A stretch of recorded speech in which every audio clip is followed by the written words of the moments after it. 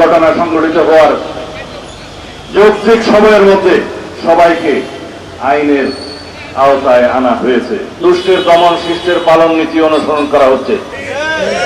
Police বাহিনী সহ সকল শৃঙ্খলা বাহিনীর আমি মাঝে মধ্যে প্রশংসা করি, এই জন্যই করি তাদের ভঙ্গুর মনোবল এবং ভঙ্গুর অবস্থায় যেভাবে আমরা পেয়েছিলাম এই 6 মাসের মধ্যে তাদেরকে একটা আমরা অবস্থান উন্নীত করতে পেরেছি। তাদের মনোবল ফিরে এসছে এবং তারা সম্পূর্ণ শক্তি দিয়ে অপরাধ দমনে তারা সচেষ্ট হয়েছে।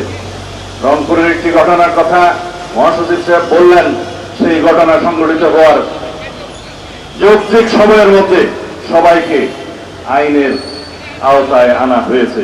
এরকম রামেসা হত্যা থেকে শুরু করে যত ঘটনা জাতীয়ভাবে আলোচিত হয়েছে বা আলোচিত হয় নাই, প্রত্যেকটা অপরাধের আমরা অ্যাড্রেস করতে পেরেছি এবং যথাযথ আইনি প্রক্রিয়া নিয়ে আসতে পেরেছি, আদালতের কাছে সুপর্দ করতে পেরেছি।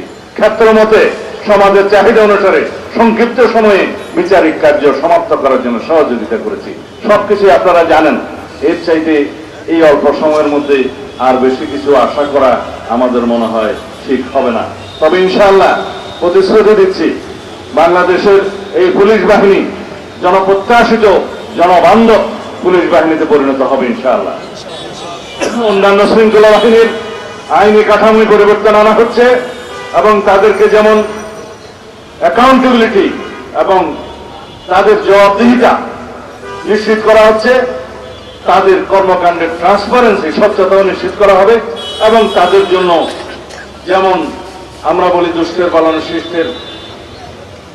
দমন শিষ্টের পালন নীতি অনুসরণ করা হচ্ছে।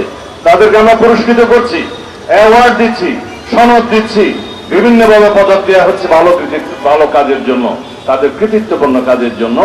তবে আমরা দুষ্টের পালনও করব। রাতারাতি বৈপ্লবিক পরিবর্তন আমরা কেউ আশা করতে পারি না।